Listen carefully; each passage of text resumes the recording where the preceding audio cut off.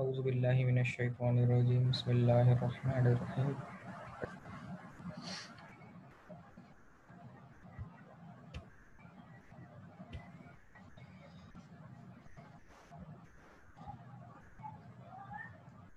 I welcome you all in the second lab of applied physics. We'll start the session and wait a while for 2 minutes, then we continue the session. अब तक के जो हमने sessions लिए हैं उनमें कोई डिफ़िकल्टी किसी को हो तो पूछ लीजिए, और ताकि मैं आपके मैटर को रिजॉल्व कर दूं। कोई भी डिफ़िकल्टी अब तक किसी को है तो पूछ लीजिए। मेरी लेक्चर से रिलेटेड जो मैंने परफॉर्मेंस की लैब आप लोगों से शेयर की है उसमें कोई डिफ़िकल्टी है अगर, और आज का इंटरेक्टिव सेशन भी मैंने आप लोगों से शेयर कर दिया है। तो अब तक आपके सेशन से रिलेटेड 3 वीडियोस मैंने शेयर कर दी हैं, जो कि लैब 1 लैब 2 की परफॉर्मेंस वीडियो है। होपफुली आपने वो देख ली होगी। और आज का सुबह का सेशन जो हमने लिया था उसकी भी वीडियो मैंने अपलोड करके आप लोगों से शेयर कर दी है। अच्छा, सब लोगों को पता है कि LMS किस तरह चलाया जाता है, learning management system? Yes sir. ठीक है। अच्छा, जिसका ये जो नाम लिखा हुआ आ रहा है आईफोन, इसको चेंज कर लें और अपना नाम और अपनी CMS ID से लॉगिन करें 5 मिनट में, वरना मैं आपको यहाँ से एक्सपेल कर दूंगा।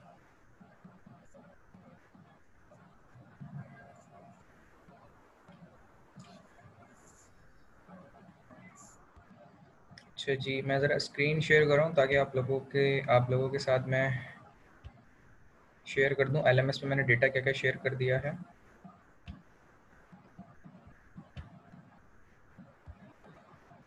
अच्छा जी, LMS दिखा रहा था मैं। LMS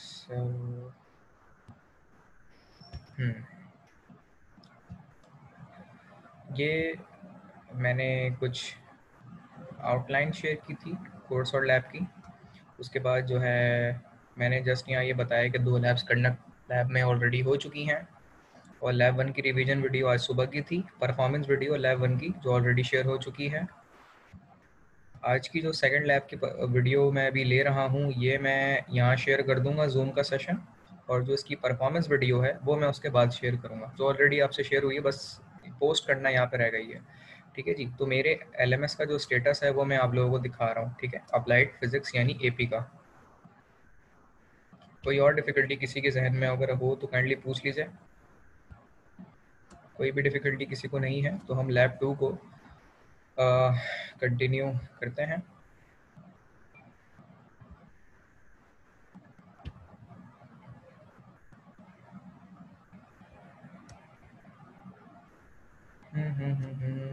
अच्छा, मैंने आप लोगों से ऑलरेडी मैनुअल शेयर कर दी हैं,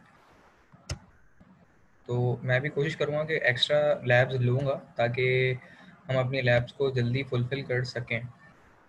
तो एक्स्ट्रा लैब के लिए फिर रेडी हैं आप लोग?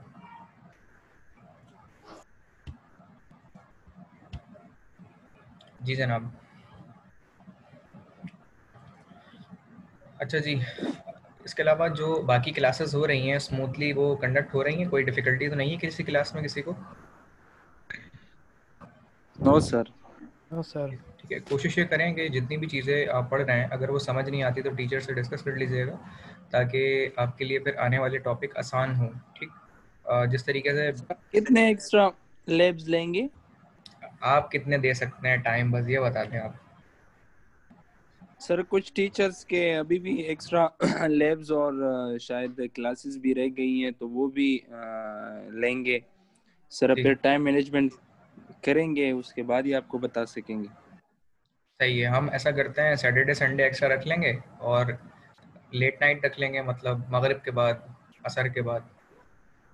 सर सैटरडे को तो 2 क्लासेस ऑलरेडी एक्स्ट्रा हैं और संडे? और वो संडे तो फ्री है, लेकिन संडे तो सर सारे स्टूडेंट बिजी रहते हैं। वो कहते हैं कि यस सर।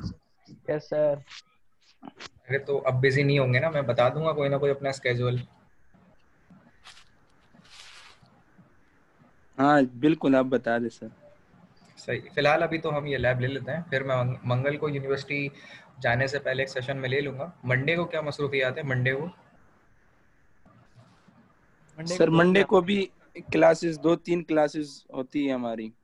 ठीक है, मैं कोशिश करूंगा कि जी जी मंडे को इस्लामियत की क्लास होती है, अच्छा इस्लामिक की क्लास होती है मंडे को, इवनिंग में। तो ठीक है इवनिंग में, तो इवनिंग के बाद जो टाइम होगा उसमें हम रख लेंगे मंडे को, ठीक है ना। मंडे को इवनिंग के बाद जब वो क्लास ख़त्म होगी मैं सीआर से या आपकी ग्रुप में ही डिस्कस कर लूँगा, तो वो कन्वीनियंट टाइम के हिसाब से फिर हम वो टाइम रख लेंगे। मेरे ख्याल में सब लोग एग्री करते हैं इस बात से।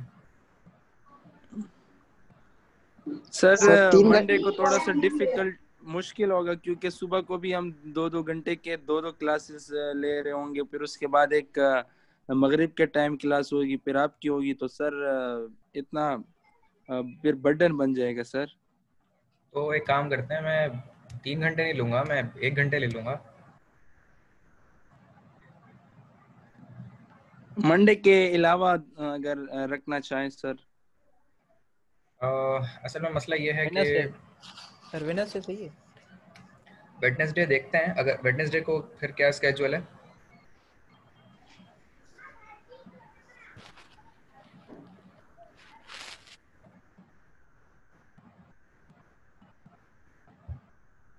वेडनेसडे को फिर हम तय कर लेंगे क्योंकि वेडनेसडे में तो अभी टाइम है।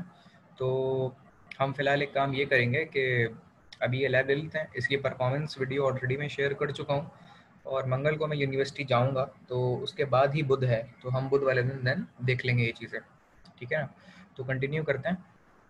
हमारा ऑब्जेक्टिव जो है वो, ये स्क्रीन मेरी होपफुली शेयर हो रही होगी आप लोगों के सामने। Measure amplitude A of torsion pendulum of pendulum as a function of time or current I is equal to 0 ampere and I second जो I है वो 0.2 amps और third जो I है वो 0.4 amps है, and determine the damping constant zeta by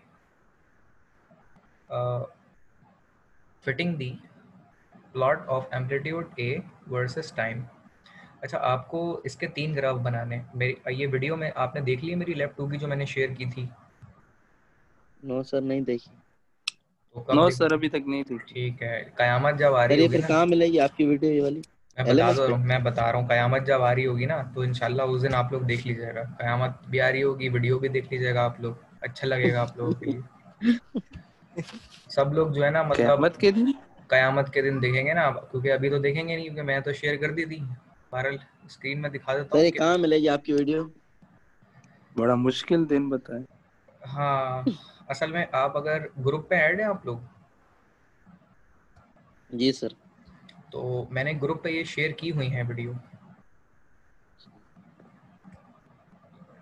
मैंने ये वीडियो, ये लिंक है इसका, ये लोगों ने बोला भी है कि ये चल नहीं रही है, क्योंकि मैंने ऐसे कहा था कि 1 आवर बाद अपलोड हो जाए, क्योंकि बड़ी वीडियो है, तो ऑलरेडी ये शेयर हो चुकी है। लैब 1 की ये है, लैब 2 की ये है, ठीक है। अच्छा जी, यहाँ किसी ने कहा भी है, अब्दुल्ला ने, कि लिंक एक घंटे बाद होगा तो देख लीजिएगा। यहाँ मैंने बताया है, इसके अलावा ग्रुप पे और क्या बताया है। ये लैब परफॉर्मेंस वीडियो मैंने यहाँ भी बताई है आपको, फिर यहाँ भी बताई है मैंने आपको, ठीक है भाई। लिखा हुआ है ना सब कुछ, ऐसा तो नहीं है हवा में बात हो रही है। ग्रुप की बात है ना भाई, कोई बोल नहीं रहा है, मेंशन है लैब। यस सर, लैब 2 आ लिखी गया, भी है, देखी हमने। तो जिन्होंने नहीं देखी वो देख लीजिएगा भाई। आखिर में ये मत बोलिएगा कि ओ ये तो एक लैब एग्जाम आ गए, हमें तो पता ही नहीं था सारी वीडियो हो गई है, क्योंकि ये कम्युनिकेशन ग्रुप पे हो रही है और आपसे शेयर भी हो रही है, तो आपके सामने है, मैंने यहाँ मेंशन की हुई है ये वीडियोस, ठीक है ना। तो ये देख लीजिएगा भाई, क्योंकि ये सिर्फ 5 लोगों ने वीडियो अब तक देखी है और 27 लोग हैं, इसका मतलब जो 22 लोग हैं उन्होंने ये वीडियो नहीं देखी है, तो देख लेंगे लैब 2 की परफॉर्मेंस की वीडियो। क्योंकि जब आप इंस्ट्रक्शन फॉलो नहीं करेंगे तो फिर आखिर में आप यही बोलेंगे कि हमारी समझ नहीं आ रहा है, तो वो देख लें। आपकी ये सब कम्युनिकेशन ऑन रिकॉर्ड है, इसीलिए अगर आप ये देखते हुए चलेंगे तो आपको खुद को आसानी रहेगी इसके हवाले से। वरना फिर कोई आखिर में परेशानी के समझ नहीं आ रही होंगी चीज़ें। तो होपफुली अब आप ये चीज़ें देख के चलेंगे तो आपके अपने लिए फ़ायदे में है। मतलब आगे चलते हैं। कोई यहाँ तक डिफ़िकल्टी किसी के जहन में है लैब 2 में तो बता दीजिए, मैं रिकॉल कर दूंगा। वरना हम लैब 2 को या लैब 1 में कोई डिफ़िकल्टी तो बता दें, उसे डिस्कस कर लेते हैं, फिर लैब 2 पे आते हैं हम। कोई मसला किसी को अभी तक? कोई डिफ़िकल्टी नहीं है किसी को? कंटिन्यू करते हैं फिर आगे। सर एक दफा रिवीजन कर दीजिएगा लैब 1 में। लैब 1 का रिवीजन करना है तो आज वीडियो मैंने शेयर करी है, वो देख लें। आप लैब 1 में थे या नहीं थे? सुबह जो हुई थी। नहीं सर, दरअसल मैंने आपके ना यूट्यूब पे तो वीडियो देख ली, जो सेशन था ना वो मैं नहीं ले पाया था इंटरनेट इशू की वजह से। तो दरअसल अभी जो आप पूछ रहे थे तो मैं यही कह रहा था कि आप अगर अभी आप वो कर देते हैं रिवीजन हाँ, तो मैं यही पूछ मेरे रहा लिए था। आगे। नहीं, असल में मुझे यही पूछना था कि किसने लैब नहीं ली है, तो बस ये पूछना ज़रूरी था। बाकी ये लैब रखी हुई है, 40 मिनट की वीडियो है इंटरेक्टिव सेशन की, वो आप देख लीजिएगा। बाकी मैं समराइज़ कर जी देता हूँ सर। दोबारा। ये नज़र आ रही है मेरी कर्सर? ये 40 मिनट की वीडियो है, ये जी मेंशन सर। है। जी सर। तो आप सबको जाके वहाँ मिल दरअसल सर जाएगी। अभी यस इसका सर, लिंक नजर आ रही है लिंक सर। अभी आपने भेजा था ना, तो अभी देखी थी मैं, तो देख नहीं पाया था मैं। ये देख लीजिएगा फिर, ठीक है ना? ठीक है सर, थैंक यू।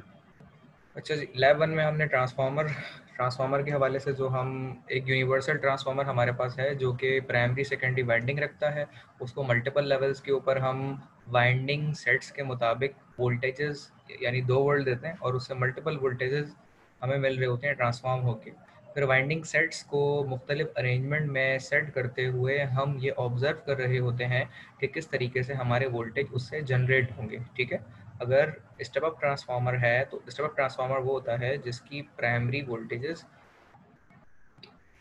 कम होती हैं और सेकेंडरी की वोल्टेज ज़्यादा होती हैं। स्टेप डाउन ट्रांसफार्मर वो होता है हमारा जिसके प्राइमरी के वोल्टेज ज़्यादा होते हैं और सेकेंडरी के कम होते हैं वोल्टेज, ठीक है? और इसी को ऑब्जर्व करते हुए हमने फिनोमेना डिस्कस किया था कि एक अगर ट्रांसफार्मर हो उसके नंबर ऑफ टर्न्स हम बढ़ा दें सेकेंडरी के तो वोल्टेज जो हमें दिए जा रहे हैं उससे डबल टेबल बढ़ जाते हैं, ठीक है? ट्रांसफार्मर में पावर और फ्रीक्वेंसी सेम रहती है, ठीक है? बाकी ये बस उसमें समराइज में फ़िलहाल इस पॉइंट पे कर सकता हूँ, बाकी आप दोबारा वीडियो देख लीजिएगा। तो कोशिश करें अगर आप लैब 2 में आ रहे हैं तो लैब 1 का कंटेंट तो पढ़ के आए ना, क्योंकि ये तो वरना हमें आप सब लोगों के बिहाफ पे परेशानी होगी। क्योंकि कोई आके अगर बीच में बोलता है कि भाई मैं तो नहीं पढ़ सका, तो उसके लिए दोबारा रिवीजन एक मुश्किल हो जाएगा मेरे लिए। इसलिए आप लोग जो है वीडियोज़ वगैरह देख लिया करें अपनी। तो हम और नहीं नहीं किसी सर, शुक्रिया, आपने इतना रिवीजन भी कर दिया, समझ आ गया। दरअसल मैंने आपकी वीडियो देख ली थी बस, लेकिन वो सेशन नहीं ले पाया था तो थोड़ा सा वो हो गया था, लेकिन अब क्लियर है सर, थैंक यू। ठीक। और कोई डिफ़िकल्टी किसी को है लैब 1 के लिहाज से, कोई और मसला किसी को है तो पूछ लीजिए, वरना हम आगे चलते हैं। ओके जी। इक्विपमेंट इसमें ये इस्तेमाल होंगे, एक टोरजन पेंडुलम है, वो वीडियो अगर आप देखें तो उसमें टोरजन पेंडुलम मैंने दिखाया है किस तरह से वो होता है, बाकायदा एक सर्कुलर वे में बना होता है। पावर सप्लाई उसको टोरजन पेंडुलम की रिक्वायर्ड है इसके लिए।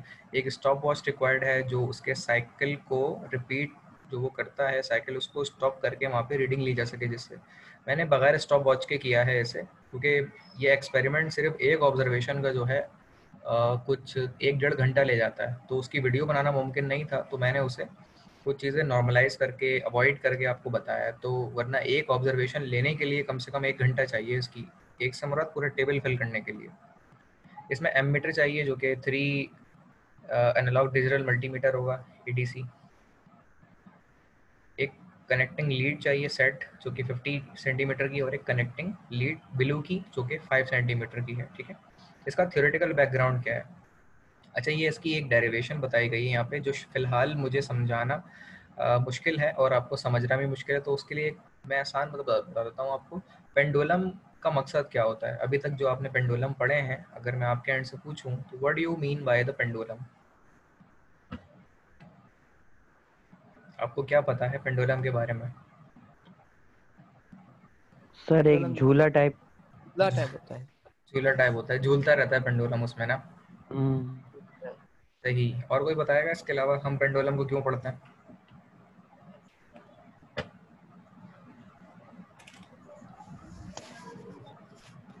जी, कोई और बताएगा पेंडुलम को हम क्यों पढ़ते हैं? झूला झूलने के लिए तो बाहर लिए जवाब सही नहीं है, लेकिन या झूले को देखने के लिए तो नहीं, समथिंग कोई नहीं रिलेटेड। वेट के लिए सर। वेट के लिए नहीं। अच्छा, हम पेंडुलम को इसलिए देखते हैं ताकि हम उसमें ऑब्जर्व कर सकें ऑस्किलेशंस को, और ख़ास तौर पे नंबर ऑफ रिपीटेशन को, कि जो पेंडुलम है वो कितनी रिपीटेशन करता है। ठीक है, अपने एक पूरे टर्नओवर में जब वो साइक्लिक प्रोसेस में अपने आप को रिपीट एंड रिपीट कर रहा होता है, तो उसके बाद वो कब आगे अपने उस प्रोसेस को एंड करेगा, हमें उसका वो टाइम पीरियड देखना होता है। और हमें ये भी देखना होता है कि 1 सेकंड में पेंडुलम ने कितने अपने साइकिल रिपीट किए हैं। ये 2 चीज़ें हम ऑब्जर्व करते हैं इसमें। क्लियर है यहाँ तक बात सब लोगों को? पेंडुलम की लेंथ ज़रूरी है पेंडुलम को समझने के लिए। पेंडुलम की जो लेंथ होती है कि कितना लंबा आप उसमें धागे से अगर बांध रहे हैं, वायर से बांध रहे हैं, सम काइंड ऑफ कोई प्रोसेस ले रहे हैं जिससे पेंडुलम का साइक्लिक प्रोसेस हो रहा है, कितनी लेंथ है ये देखनी पड़ती है। दूसरा, पेंडुलम किस मटेरियल का बना है। तीसरा, वो किस मटेरियल से तो बना है, लेकिन उसका जो टाइम पीरियड रिपीटेशन का है वो क्या है, ये भी देखना होता है। ठीक है, तो टोरजन पेंडुलम एक पेंडुलम, बेसिक पेंडुलम की टाइप्स है जिसमें हम उसके रिपीटेशंस ऑफ द साइकिल्स को देख रहे होते हैं। ठीक है, आपने अगर वो वीडियो देखिएगा तो उसमें आइडिया होगा कि किस तरीके से टोरजन पेंडुलम जो है वो रोटेट कर रहा होता है। मैं कोशिश करता हूँ अगर यहाँ पे वो वीडियो चल जाए तो दिखा देता हूँ टोरजन पेंडुलम के लिहाज से। एक थोड़ा साइक्लिक प्रोसेस में आपको दिखाता हूँ।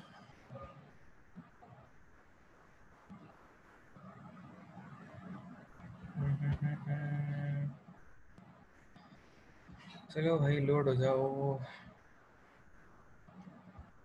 चलें इतने में लोड हो रहा है तो हम, तो टोरजन पेंडुलम की इक्वेशन है। ठीक है, जे फॉर इनर्शिया होता है, मूवमेंट ऑफ इनर्शिया। ये इसकी सेकंड ऑर्डर इक्वेशन है जिसमें डिफरेंशियल इक्वेशन उसकी लिखी हुई होती है।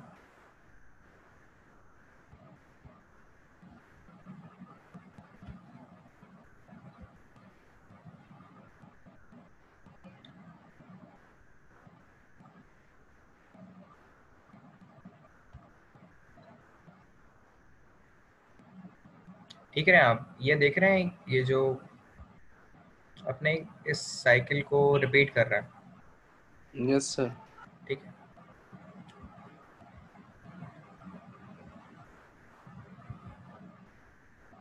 मैंने यहाँ एक्सप्लेन किया हुआ है किस तरीके से ये अपना साइक्लिक प्रोसेस रिपीट कर रहा होता है और इसको एंड से ले जाके करते हैं। ये तो बहरहाल मैंने वो स्टार्टिंग में फोर्स देके इसको रोटेट कर दिया था, लेकिन एंड में आके ये कुछ ऐसा रह जाता है। इसको हमें सेंटर में लाना होता है, समझ रहे हैं? इसको सेंटर में हमें लाना होता है, जो कि ये सेंटर में लाना हमारा मकसद है। ये देख रहे हैं, सेंटर में लाना इसका मकसद होता है। उस मकसद के लिए हम ये देखते हैं कि कितनी देर में ये अपने इस प्रोसेस को एंड करेगा और उसके अंदर ये चीज़ हमें नज़र आएगी। तो ये ऑब्जर्वेशन के लिए हमें ये चीज़ करनी होती है।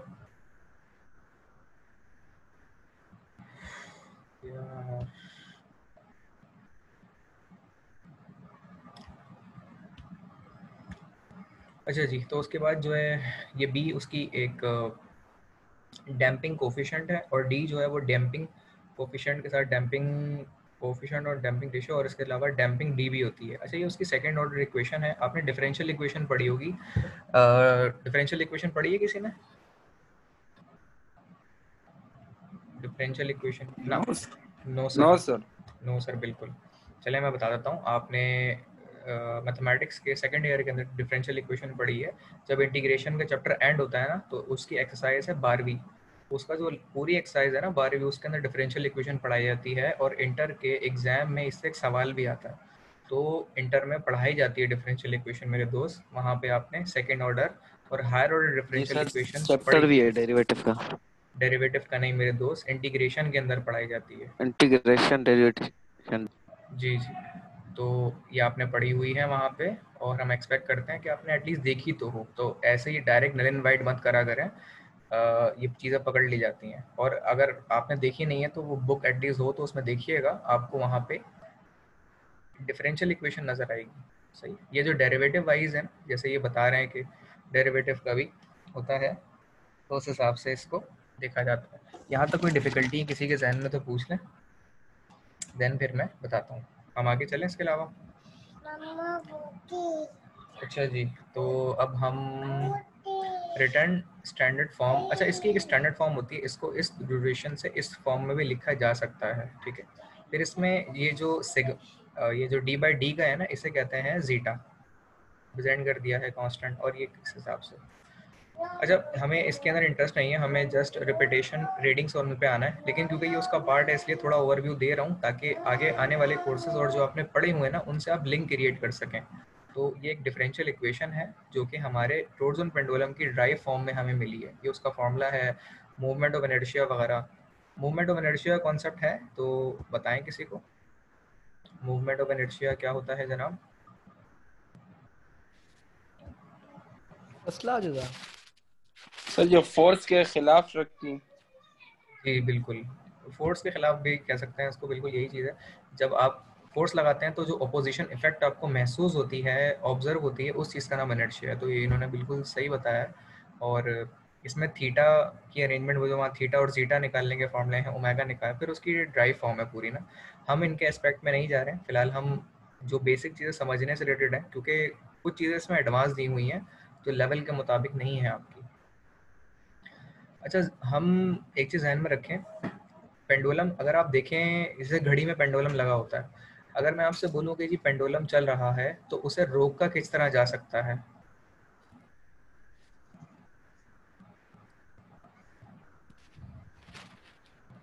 पेंडुलम अगर घड़ी का देखा हो, बड़े बड़े आती हैं घड़ियाँ, उसमें पेंडुलम लगा होता है। उसे रोकने के दो तरीके होते हैं, एक तो या तो आप हाथ से रोक दें, या दूसरा उसका सेल निकाल दें तो उससे भी रुक जाएगा वो। लेकिन अगर मैं आपसे ये कहूँ कि पेंडुलम का मूव करना, कंटिन्यूस मूव करना, ऊपर जाना नीचे आना, फिर ऊपर जाना नीचे आना, इस चीज़ को कहते हैं अनस्टेबिलिटी। और आपका मकसद ये होता है कि उसको बिल्कुल बीच में स्टेबल करना है। तो उस स्टेबल करने के लिए जो फोर्स लगाई जाती है उस फोर्स का नाम होता है डैम्पिंग फोर्स। क्लियर है यहाँ तक बात? रिपीट करना। अच्छा जी, मैं ये बता रहा हूँ, ये जो आप देख रहे हैं ना, अभी मैंने एक रिपीटेशन आपको दिखाई थी वीडियो के मुताबिक, मैं दोबारा दिखा देता हूँ।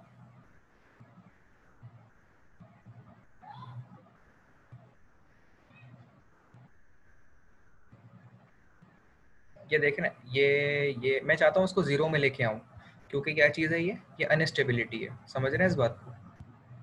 ये आपकी अनस्टेबिलिटी है जिसको मुझे फुलफिल करना या ख़त्म करना ज़रूरी है। तो उस मकसद के लिए मैं करता ये हूँ कि इसे नॉर्मलाइज करने के लिए एक फोर्स लगाता हूँ जिसका नाम होता है डैम्पिंग। ठीक है, डैम्पिंग से क्या होता है, अनस्टेबिलिटी ख़त्म हो जाती है और सिस्टम मेरा स्टेबल हो जाता है। क्लियर है यहाँ तक बात? Yes sir. ठीक है, अब देखें डैम्पिंग मैं किस तरह की अप्लाई करूं। डैम्पिंग के फिर बहुत सारे तरीके होते हैं, एक तो under dam, critical dam, over dam, और एक होता है अनडैम। ठीक है, ये डैम्पिंग के तरीके हैं। डैम्पिंग हम क्यों अप्लाई करते हैं? ताकि सिस्टम को स्टेबल किया जा सके। अनस्टेबल सिस्टम को स्टेबल करने के लिए हम डैम्पिंग करते हैं, जिससे सिस्टम में अनस्टेबिलिटी ख़त्म हो जाती है और सिस्टम हमारा स्टेबल हो जाता है। इस मकसद के लिए हम डैम्पिंग करते हैं। क्लियर है यहाँ तक बात जनाब?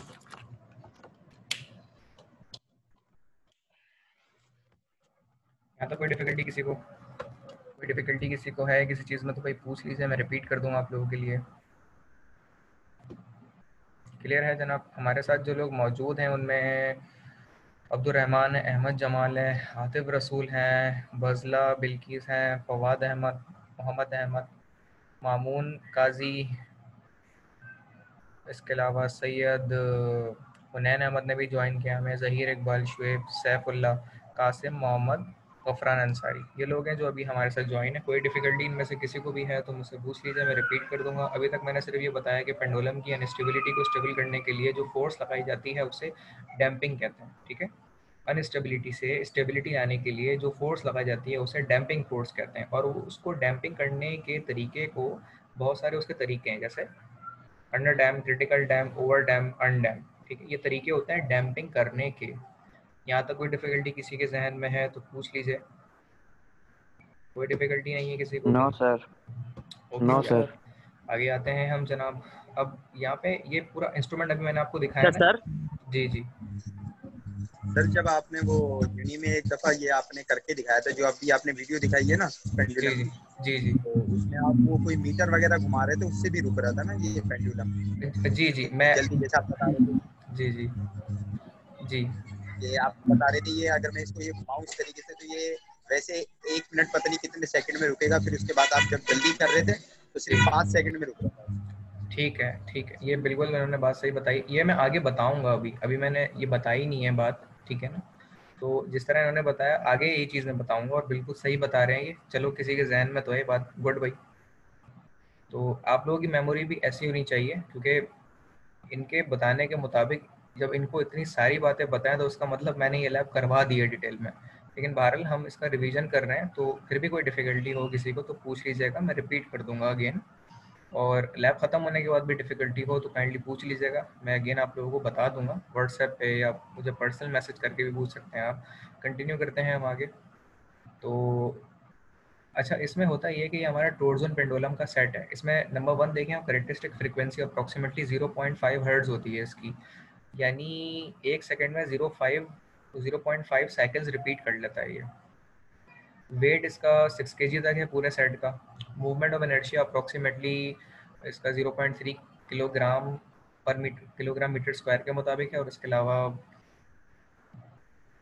सप्लाई वोल्टेज जो है 0 to 24 वोल्ट्स हैं, ठीक है। सप्लाई वोल्टेज इसके जो इस को दिए जाते हैं, ये इस जिस तरह इन्होंने अभी बताया ना काजी साहब ने, असल में इसमें ये एक इंस्ट्रूमेंट है जो कि टोरज़ोन पेंडुलम की अनस्टेबिलिटी को स्टेबिलिटी में कन्वर्ट करता है, ठीक है। इसके साइकिल जो ये रिपीटेशन कर रहा है उसे ख़त्म करने के लिए जो फोर्स लगाई जाती है वो इस इंस्ट्रूमेंट के ज़रिए दी जाती है, और इसकी पावर सप्लाई 0 to 24 वोल्ट्स है, और इसके अंदर डैम्पिंग के ये 5A 5B फैक्टर्स होते हैं जो डैम्पिंग करने में मदद देते हैं, ठीक है। और इससे डैम्पिंग कंट्रोल की जाती है 5A और 5B के ज़रिए से। मैक्सिमम एडी करंट जो इसमें चलता है वो 2 एम्पेयर है। एडी करंट वो करंट होता है जिसके ज़रिए से सिस्टम में मौजूद एनर्जी जो उसने अपने अंदर रखी हुई है उसे ख़त्म जिस चीज़ से की जाती है वो एडी करंट होता है, और वो 2 एम्पेयर है, ठीक है। ये एडी करंट होता है और ये डैम्पिंग होता है, या ये डैम्पिंग होता है, ये एडी करंट होता है, मुझे कंफर्म याद नहीं है थोड़ा, क्योंकि मिट गया है ना ये उस पर लिख के। बट नीचे वाले वैरिक में एडी करंट होता है और ऊपर वाले में डैम्पिंग होता है, ठीक है। तो यहाँ से आप एडी करंट को बढ़ाते हैं और यहाँ से डैम्पिंग को बढ़ाते हैं, और इन दोनों के मुश्तरका अमल के नतीजे में हमारी जो अनस्टेबिलिटी होती है टोरज़ोन पेंडुलम की, उसे स्टेबिलिटी में कन्वर्ट किया जा सकता है। यहाँ तक कोई डिफ़िकल्टी किसी के जहन में है तो मुझसे पूछ लीजिए। कोई डिफ़िकल्टी नहीं है तो हम आगे चलते हैं, इसमें डिस्क्रिप्शन पे बात करते हैं। इसमें स्केल रिंग लगा होता है, अभी आपने देखा उस पर स्केल के वो नंबर लिखे हुए थे ना, दरमियान में कौन सा नंबर होता है? बिल्कुल बीच में, यहाँ पे 0 दरमियान में 0 लिखा होता है, और आखिर में, और यहाँ कौन सा नंबर होता है सबसे आखिर में? 120 नहीं है, वो 20 है जनाब, ठीक है, 20 है। अच्छा सॉरी सर। और इस जानिब अगर आप यहाँ से यहाँ पे आते हैं तो यहाँ कितना है? 20 है सर, यहाँ पे भी। यहाँ पे भी 20। 20 जी बिल्कुल, यहाँ पे भी 20 है, तो 20 से 0 और अगेन 0 से 20 है ये, क्योंकि साइक्लिक प्रोसेस जो यहाँ से यहाँ आता है वो भी 20 का है, और यहाँ से यहाँ आता है वो भी 20, तो 20 से 20 का एक साइकिल होता है, 20 से 20 का एक साइकिल होता है यहाँ पे, और ये रिपीट होता रहता है और होता रहता है, ठीक है। तो अब इसके इक्विपमेंट में बात करते हैं। पेंडुलम बॉडी होती है, उसके अंदर एक पॉइंटर फॉर डिफ्लेक्शन है, ये पॉइंटर फॉर डिफ्लेक्शन है, ये देख रहे हैं, ये जो एरो बना हुआ है इसका नाम पॉइंटर फॉर डिफ्लेक्शन है। पॉइंटर फॉर फेज रिफ्लेक्शन वो 2B है। उसके बाद 2C है कॉइल स्प्रिंग, ये स्प्रिंग भी मौजूद उसमें होता है, स्प्रिंग भी होता है। स्प्रिंग की मैं डेमोन्स्ट्रेशन थोड़ी आपको दिखाता हूँ दोबारा से कि स्प्रिंग किस तरह डेमोन्स्ट्रेट कर रहा होता है। ये देख रहे हैं स्प्रिंग किस तरह मूव कर रहा है, देख रहे हैं, और स्प्रिंग और ज़्यादा तेज़ी से मूव करता है। मैं अगर दिखाऊं आपको दोबारा से, साइक्लिक प्रोसेस रिपीट करने के लिए मैंने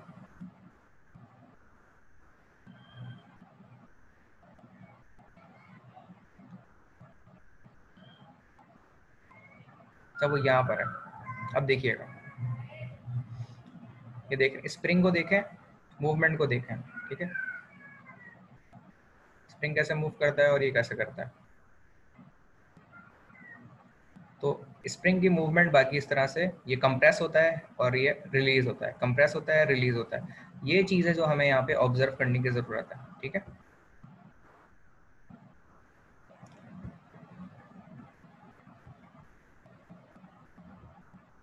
कोई यहाँ तक डिफिकल्टी किसी के जहन में कि ये कॉइल स्प्रिंग क्या है वगैरह वगैरह? अब आते हैं हम एक्साइटर की तरफ, जो कि 3A है। एक एक्साइटर की रॉड लगी होती है जो कि पुश रॉड है। इसके अलावा ड्राइव व्हील फॉर एक होती है। इलेक्ट्रोमैग्नेटिक एडी करंट ब्रेक होते हैं इसमें, जो कि 4 पे दिखाए गए वो ये वाले होते हैं, इलेक्ट्रोमैग्नेटिक एडी करंट ब्रेक, जिसकी वजह से इसमें ब्रेक लगता है और इसको स्टॉप करने की तरफ हम जाते हैं। Fine control for excitation voltage वो प्रोवाइड किए जाते हैं इसमें। यहाँ तक ये पार्ट जो हमने इसके डिस्कस कर लिए हैं वो इसमें मौजूद हैं, और इसके साइक्लिक प्रोसेस को मैंने अभी दिखाया है आपको, जिस तरह ये रिपीट कर रहा होता है। और यहाँ तक कोई डिफ़िकल्टी किसी के जहन में है तो बता दीजिए, मैं रिपीट कर दूँगा आप लोगों के लिए। अब हम आगे आते हैं। तो ये चीज़ है कि आप इसको टॉर्जन पेंडुलम के को यहाँ पे फोर्स प्रोवाइड करते हैं, जो टॉर्जन पेंडुलम की अनस्टेबिलिटी को स्टेबिलिटी में कन्वर्ट करता है, और ये उसकी वो पावर सप्लाई है जिसके ज़रिए से एडी करंट और डैम्पिंग फोर्स को प्रोवाइड किया जाता है, जिसके ज़रिए से ये पूरा प्रोसेस फुलफिल होता है। ठीक है, प्रोसीजर पे आते हैं। तो मेक कनेक्शन एज शोन, वो कनेक्शन सेट बना हुआ है। Set the pointer to the zero, जो कि जीरो पे होता है, on the scale by turning the drive wheel. फिर हम ड्राइव व्हील को, जो हमारा ड्राइव व्हील है उसको फिर हम स्ट्रेच करके लेके जाते हैं। इंसर्ट द एडी करंट, जो कि I equal to 0, eddy current आप I इज इक्वल टू 0 यानी प्रोवाइड नहीं करते, उस पर रखते हैं। Move the pendulum to its limit position, और पेंडुलम को फिर लिमिट पोजीशन पे मूव करते हैं। ठीक है, अच्छा ये I इक्वल टू 0 कहाँ से मिलता है? इसके ऊपर ना एक मीटर लगा हुआ है, ये वाला। करंट हम किसके जरिए मेजर करते हैं, कोई बताएगा? Current, how we can measure the current? जी जनाब। एमीटर, बाय एम मीटर के जरिए से, एम मीटर के जरिए से हम करंट को मेजर करते हैं, मीटर के जरिए से। तो उसके जरिए से हम मेजर करते हैं मीटर।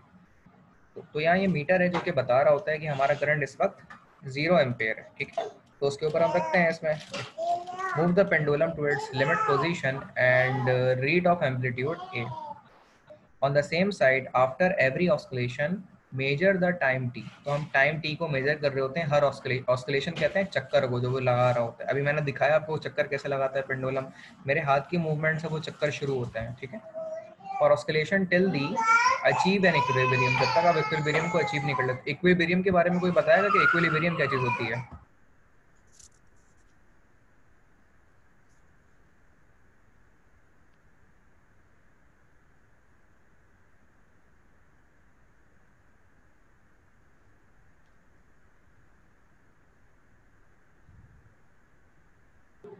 जी जनाब, इक्विलिब्रियम क्या होती है, कोई बताएगा? दोनों साइड इक्वली।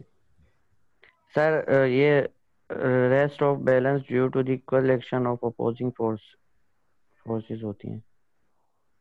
ये देख के बता रहे हैं आप कहीं से? नहीं सर, पढ़ा था। अच्छा अच्छा, गुड भाई। बहरहाल ये तो अंग्रेजी में है, बहरहाल मुझे तो समझ आती नहीं अंग्रेजी इतनी, लेकिन आप सही कह रहे होंगे। इसका मतलब ये होता है कि तवाज़ुन बरकरार रखना। तवाज़ुन से मतलब ये है कि जब आप अनस्टेबिलिटी क्रिएट होती है किसी सिस्टम में, तो उसको स्टेबिलिटी मोड के ऊपर लेके आने के इस अमल को हम कहते हैं, उसमें इक्विलिब्रियम आ गया, तवाज़ुन आ गया। ठीक है, जैसे वो देखा है आपने, सब्जी वाले जो सब्जी तोलते हैं या जो आटा तोलते हैं, तो वो उसको बैलेंस करते हैं ना, जैसे इक्विलिब्रियम करना कहते हैं, दोनों साइड पे वो चीज़ बराबर होती है। ये देखी होगी आपने। तो इसे इक्विलिब्रियम कहते हैं, तवाज़ुन करना कहते हैं, बराबरी इस चीज़ का नाम होता है। तो ये इक्विलिब्रियम हमें चेक करना होता है। अच्छा, इस पेंडुलम के अंदर, टॉर्जन पेंडुलम में इक्विलिब्रियम क्या चीज़ होगी भाई?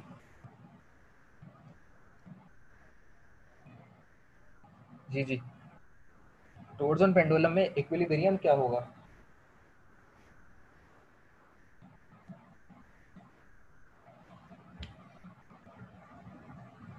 टॉर्जन पेंडुलम में इक्विलिब्रियम क्या होगा?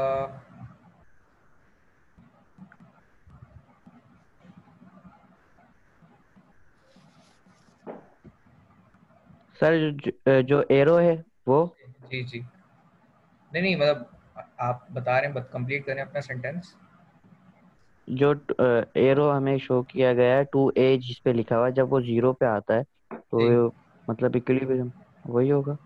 जी बिल्कुल जनाब, जैसे इन्होंने बताया, ये जो येलो वाला एरो है, जब हमारा इस तरह रोटेट करते करते करते करते करते करते करते करते करते बिल्कुल जीरो पे आ जाएगा, तो उसे कहेंगे आपके टोरजोन पेंडुलम हमारा इक्विलिब्रियम में हो गया है। ठीक है, यहाँ तक क्लियर है सब लोगों को कि इक्विलिब्रियम टोरजोन पेंडुलम में कैसे क्रिएट किया जा सकता है जनाब? क्लियर है यहाँ तक सब लोगों को बात?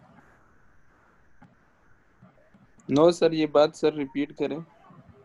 रिपीट कर देते हैं भाई, तो इसको देखें, दिखाई देते हैं बल्कि।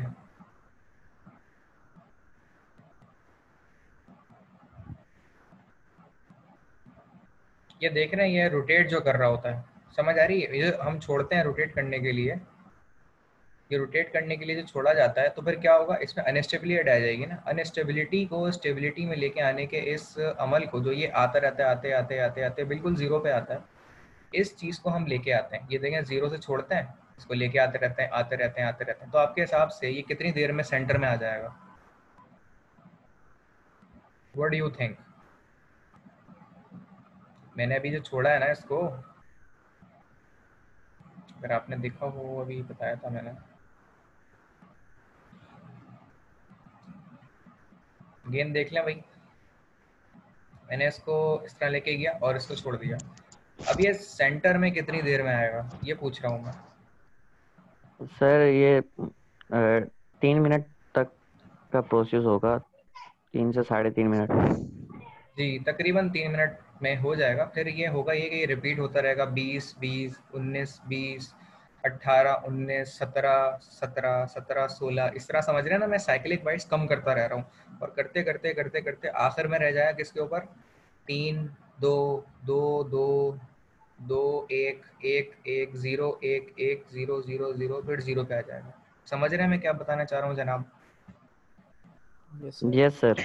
तो ये अनस्टेबिलिटी, साइक्लिक प्रोसेस, रिपीटेशन जब आपकी ख़त्म हो जाए और पेंडुलम जब आपके सेंटर पोजीशन के ऊपर स्केल आ जाए, तो उसे कहते हैं कि टोरजोन पेंडुलम आपका इक्विलिब्रियम में आ गया, स्टेबल हो गया है। समझ रहे हैं इस चीज़ को? अच्छा, ये तो एक नेचुरल प्रोसेस है, मतलब बगैर कोई फोर्स लगाए हुए अगर मैं ये साइक्लिक प्रोसेस रिपीट करता हूँ तो इसको वापस आने में 3 मिनट लगते हैं, जैसे एक साहब ने बताया। लेकिन अगर मैं इस पर डैम्पिंग अप्लाई कर दूँ, डैम्पिंग फोर्स यानी इस इक्विपमेंट को इस्तेमाल करके मैं ये तारों के ज़रिए से इस टोरजोन पेंडुलम को सप्लाई प्रोवाइड करके कंट्रोल करूँ और इसका बटन को ऑन कर दूँ ये वाला, तो आपके हिसाब से डैम्पिंग अप्लाई करने के नतीजे में कितनी देर में ये टोरजोन पेंडुलम अपने आप को स्टेबल कर लेगा? सर ये डिपेंड करता है कि हम सप्लाई कितने वोल्ट की दे रहे हैं। अच्छा, अगर हम 1 वोल्ट की सप्लाई देंगे जी जी, तो तकरीबन सर ये 30 सेकंड ले सकता है। फिर हम और जैसे 2 वोल्ट सप्लाई देते हैं तो ये तकरीबन 15 से 16 सेकंड में अपने आप को स्टेबल कर लेगा। जी बिल्कुल। अच्छा, अब मैं आता हूँ इसकी तरफ कि इसको सप्लाई जो हम दे रहे हैं वो एम्पेयर के पॉइंट ऑफ व्यू से दे रहे हैं, वोल्टेज के पॉइंट ऑफ व्यू से नहीं दे रहे फिलहाल ना।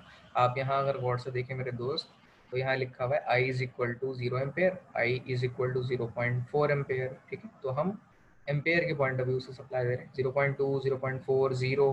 ठीक है, हम वोल्ट के हिसाब से सप्लाई नहीं दे रहे इसे। वोल्ट भी हो रहे होंगे इसमें, ऐसा नहीं है, लेकिन हम यहाँ पे एम्पेयर के पॉइंट ऑफ व्यू से इसे सप्लाई दे रहे हैं। तो जिस तरह इन्होंने बताया कि हम जब डिपेंड करता है कि हम सप्लाई कितनी रेटिंग की दे रहे हैं, तो जब हम ज़्यादा रेटिंग की सप्लाई देंगे तो ये जल्दी स्टेबल हो जाएगा। जैसे इन्होंने बताया कि वो 7 सेकंड 8 सेकंड में स्टेबल हो जाएगा। और अगर आप सप्लाई कम देंगे, ठीक है, मिसाल के तौर पे जब आपने 0 दिए, तो 0 का मतलब आपने एम्पेयर दिए ही नहीं, डैम्पिंग दी ही नहीं, तो वो स्टेबिलिटी में लगाएगा 3 मिनट। ठीक है, तकरीबन लगा लें 250 सेकंड लगाएगा स्टेबल होने में। ठीक है, 250 सेकंड तकरीबन 2.5 3 मिनट हो जाता है। तो जब आप 0.2 की सप्लाई देंगे तो उसके नतीजे में होगा ये कि वो जल्दी स्टेबल हो जाएगा। अच्छा, ये सेशन यहाँ पे हमारा एंड हो रहा है, इसे हम कंटिन्यू करेंगे उसी गिवन लिंक के साथ जो मैंने आप लोगों से व्हाट्सएप पे शेयर किया है, उसी को आप दोबारा क्लिक करें जब ये सेशन एंड हो जाएगा। तो ये सेशन हम यहीं से दोबारा कंटिन्यू करेंगे इसके आज की लैब 2 को एंड करने के लिए। ठीक है, यहाँ तक कोई सवाल किसी के जहन में है तो अभी पूछ लें, ये सेशन